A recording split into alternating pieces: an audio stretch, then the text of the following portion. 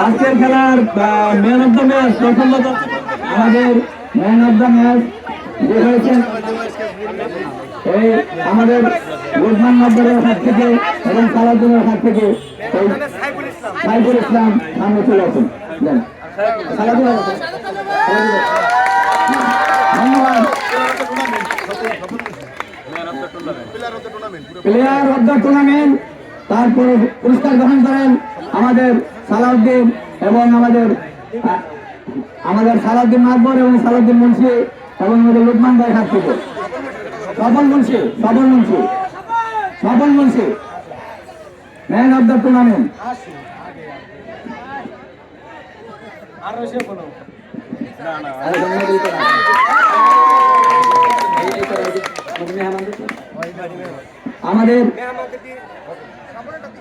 আমাদের সম্মানিত